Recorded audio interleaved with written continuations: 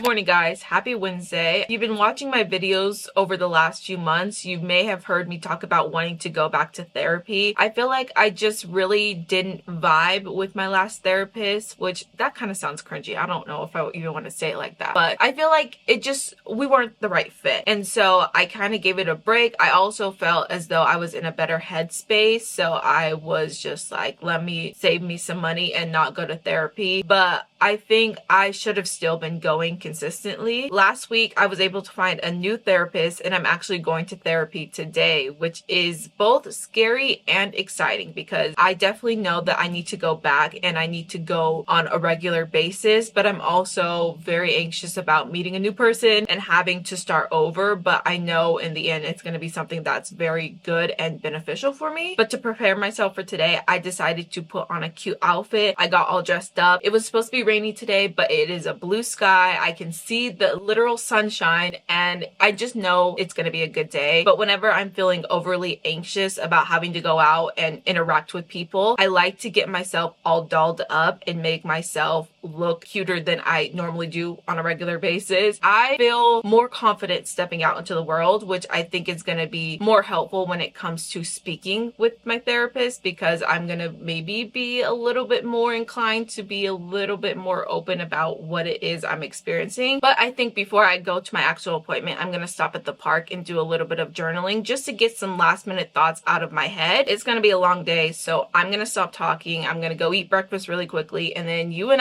we're going to the park.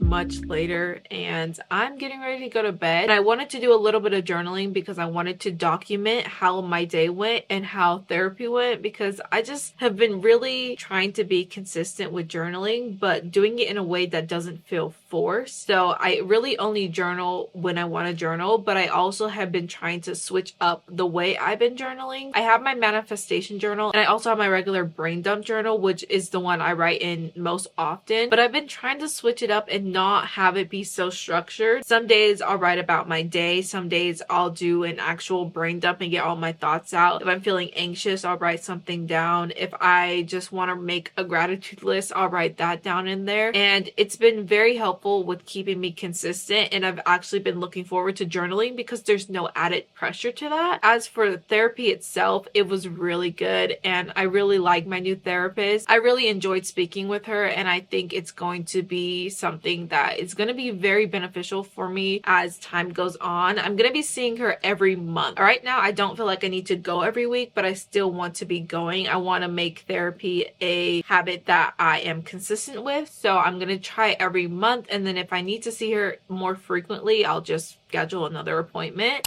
We cannot have a spring reset without doing some spring cleaning, so that's exactly what I'm going to be doing right now. My room is not dirty, but I do want to still wipe down some of my surfaces because they're a little bit dusty, and I want to vacuum my floor because I did my hair the other day, so there's like little pieces of hair all over my floor, and it's been driving me crazy, so I'm going to do that. I also think I'm going to do a little bit of a closet clean out because I feel like I have nothing to wear, and I know everybody says that, but I really truly feel like I have nothing to wear, and everything in my closet is just not my style. It's just taking up space. I feel like it would motivate me to actually figure out what my style is if I were to get rid of some clothes. So I'm going to be pulling some things off of my clothing rack and out of my closet that I want to either sell on Depop or donate. So that is the plan. Let's get cleaning.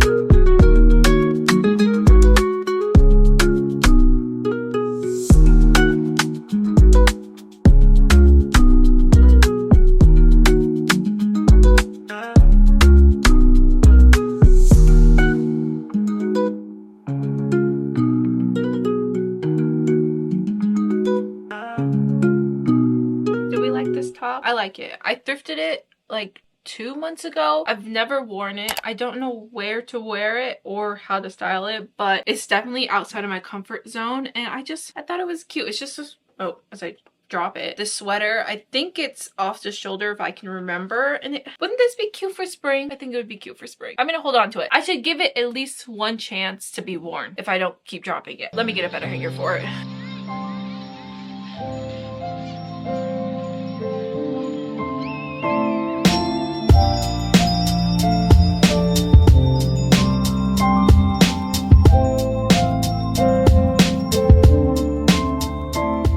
Here's a pile of everything I have decided to get rid of. It's not that big, but it's a decent size. I also threw in some random accessories that I just don't wear. Like, this belt is so cute. I got it off of Depop, but it doesn't fit, and I've been trying so hard to keep it, but I just need to either like re-Depop it or I just need to get rid of it. But it makes sense that I don't have that big of a pile because I did do a closet clean out in the fall, so I have been better at getting rid of clothes when I feel like they're no longer serving me. It's just the actual process of cleaning out your closet that drains you and makes you feel so, like, I feel bad getting rid of all these clothes, but at the same time I know that they're not doing me any good sitting in my closet collecting dust. But I do want to be better at being more intentional when I go shopping. I want to only buy things that I know I'm gonna wear. I think I'm gonna make a new rule. Whenever I go shopping, I'm gonna get rid of like that same amount of items I get. For example, if I buy 5 shirts, I'm gonna get rid of 5 shirts, even though that seems a little excessive. Maybe less than that, but you get my point. You get what I'm saying. I want to make sure that I'm not just collecting things. I want to actually buy things that I'm going to use.